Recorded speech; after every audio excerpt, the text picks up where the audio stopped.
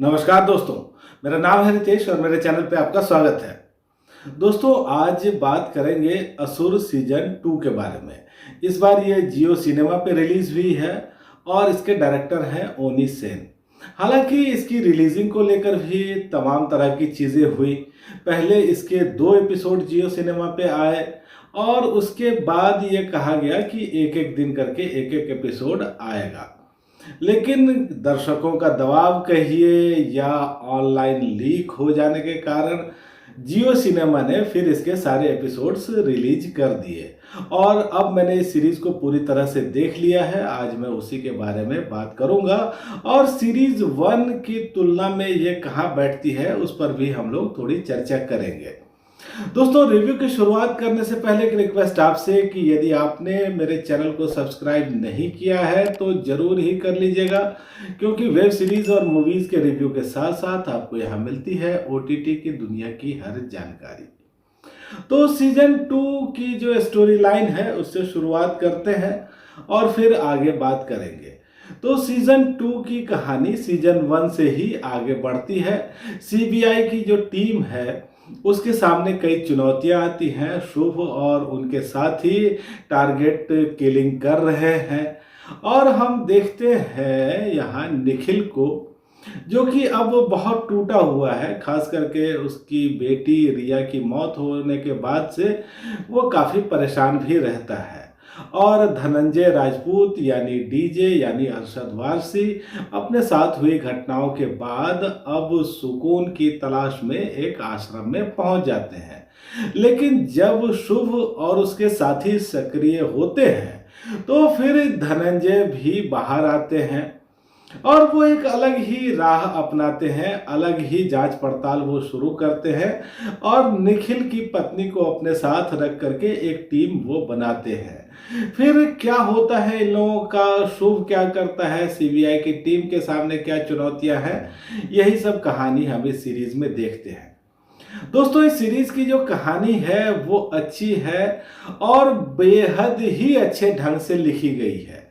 देखिए, कहानी को इस बार जिस स्तर तक ले जाया गया है, आर्टिफिशियल इंटेलिजेंस तक की बात की गई है, तो ये तय है कि इसको लिखने में काफ़ी मेहनत लगी होगी, काफ़ी रिसर्च करनी पड़ी होगी और इसका स्क्रीन प्ले तैयार करना भी एक कठिन काम होगा। लेकिन ये काम बहुत अच्छे ढंग से यहाँ किया गया है और डायरेक्शन भी आपको यहाँ अच्छा दिखता है। और दोस्तों देखिए, इस सीरीज में बहुत सारी चीजें आपको दिखती हैं। एक तो ये है कि ये जो सीरीज है ये पूरी तरह से थ्रिलिंग है, पूरी तरह से एक्साइटिंग है, बहुत सारे ट्विस्ट और टर्न है और बहुत ही एंगेजिंग ये सीरीज है। शुरू से आखिर तक देखने में मजा रहता है और इसमें बहुत सारी चीजें हैं, जैसे फिलॉसफी है, यहाँ इसमें साइकोलॉजी है, इसमें माइथोलॉजी है, इसमें कुछ दर्शन है, क्राइम है, हत्या है और इसके अलावा यहाँ मार्केट क्रैश जैसी चीज़ आपको दिखती है, आर्टिफिशियल इंटेलिजेंस है और आस्था है, एक तरह का अवतार आपको यहाँ दिखता है। तो बहुत सारी चीज़ों को यहाँ शामिल किया गया है और इन चीज़ों को लेकर के जिस तरह से कहानी का ताना बाना बुना गया है वो बेहद ही प्रभावशाली है, बहुत ही अच्छा है। और दोस्तों देखिए, इस कहानी का जो कोर इशू है वो है चॉइस। अब हमारे सामने हर समय चॉइस होती है। यहाँ हम देखते हैं कि एक युद्ध छिड़ा हुआ है, कली जो कि एक असुर है और कल्कि जो कि भगवान का अवतार माने जाते हैं। तो कली और कल्कि के बीच एक युद्ध छिड़ा हुआ है और हम जब इसको गहराई से देखते हैं तो ये जरूर समझ जाते हैं कि हर इंसान के अंदर कली भी है, कल्कि का भी वास है और ये उसकी चॉइस है। जिस तरह की परिस्थिति होती है, कभी हमारे सामने कुछ अच्छा कभी कुछ बुरा, और हम उसमें कौन सी राह पकड़ते हैं वो काफ़ी इम्पोर्टेंट होता है। तो इस सीरीज़ में भी आप यही देखते हैं कि बार बार ये कहा जाता है कि इस दुनिया में बहुत ज़्यादा अन्याय है, क्रूरता है, स्वार्थ है। ये सब बातें ठीक हैं, लेकिन इसके साथ ही इसी दुनिया में प्यार भी है, सौहार्द भी है, इज्जत भी है, एक दूसरे की केयर भी है, और इन्हीं चीज़ों के कारण मानवता टिकी हुई है। तो ये सब चीज़ें जो है ये काफ़ी अच्छी लगती हैं। और दोस्तों देखिए, एक बात है यहाँ जो ज़रूर इम्पॉर्टेंट है, जो कि मुझे लगता है कि हमारी सोसाइटी के लिए भी काफ़ी इम्पॉर्टेंट है, वो ये कि हम सबको एक दूसरे के साथ ही रहना चाहिए। एक दूसरे का साथ अगर हम देंगे तो ही हम आगे बढ़ेंगे, तो ये बहुत ही अच्छी बात है।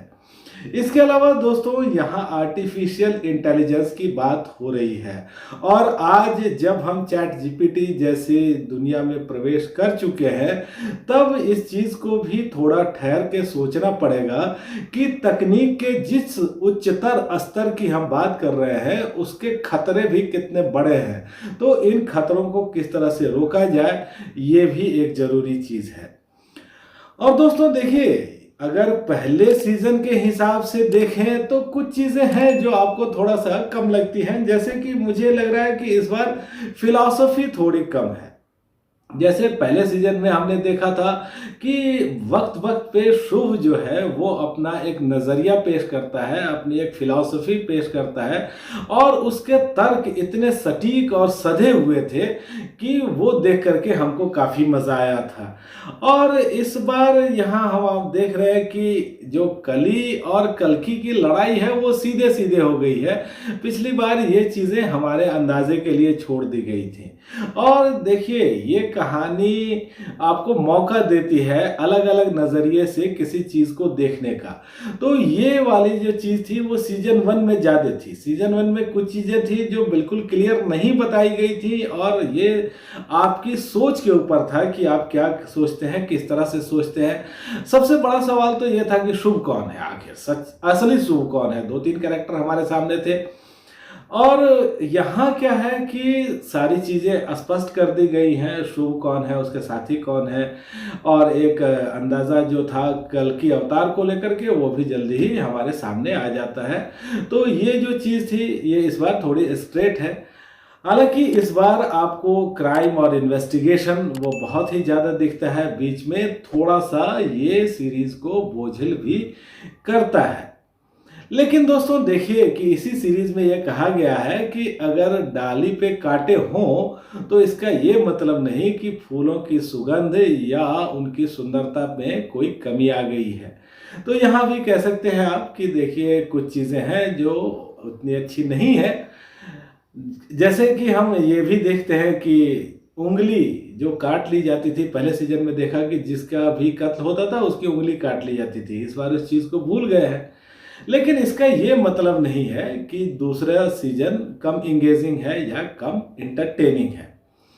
और दोस्तों, अगर आप देखिए कि एक्टिंग के हिसाब से तो अरशद वारसी ने तो कमाल कर दिया है, और कहीं से नहीं लगता कि आप अरशद वारसी को एक्टिंग करते हुए देख रहे हैं। बिल्कुल धनंजय राजपूत ही वो बन गए हैं। वरुण सोबती की भी अदाकारी अच्छी है, हालांकि कुछ जगहों पर वो थोड़ा सा कंफ्यूज लगते हैं। रिद्धि डोगरा है, यहाँ अनुप्रिया गोयनका है, अमय वाघ है, वो सब अच्छे हैं। इस बार नए एड ऑन है मयांक चांग, तो वो भी अच्छे हैं। और इस बार आप विशेष बंसल को थोड़ी देर के लिए ही देखते हैं, फिर अभिषेक चौहान आ जाते हैं शुभ की भूमिका में। लेकिन मुझे ये कहना पड़ेगा कि अभिषेक चौहान ने हालांकि अपने स्तर से काम ठीक किया है, लेकिन विशेष बंसल ने जो एक जगह बनाई थी, जो एक इम्प्रेशन क्रिएट किया था, संस्कृत के श्लोक बोलना हो या शुद्ध हिंदी या संस्कृत निष्ठ हिंदी, तो जिस तरह से उन्होंने बात की थी और ठहरी हुई आंखों से सपाट एक्सप्रेशन के साथ जब वो अपने तर्क बहुत मजबूती से पेश करते हैं, तो वो कमाल लगता है। तो ये कमाल यहाँ चौहान नहीं कर पाए हैं, ये थोड़ी सी कमी लगती है। तो दोस्तों, दूसरे सीजन में भी अगर आप देखें तो तकनीकी तौर पे ये सीरीज अच्छी लगती है। हालांकि वीएफएक्स एक दो जगहों पर आपको थोड़ा कमजोर जरूर ही दिखता है। तो दूसरे सीजन में आए हैं 8 एपिसोड, 50 मिनट से लेकर के 1 घंटे के आसपास, और कुछ जगहों पर यहाँ एब्यूजिव लैंग्वेज का इस्तेमाल किया गया है। लेकिन ओवरऑल देखें तो ये एक फुल थ्रिलिंग, फुल इंगेजिंग और बहुत ही अच्छी सीरीज़ है। आप कह सकते हैं कि एक माइंड ब्लोइंग सीरीज़ ये है, और मैं कहूँगा कि अगर आपने नहीं देखा है तो तुरंत ही इसको देख डालिए। मेरी रेटिंग है 5 में से 4.5 की। तो दोस्तों आज इतनी ही बात। आपको ये रिव्यू कैसा लगा मुझे कमेंट करके बताइएगा, और आपने अगर ये सीरीज़ देखी है तो भी मुझे बताइएगा कि आपको कैसी लगी। धन्यवाद।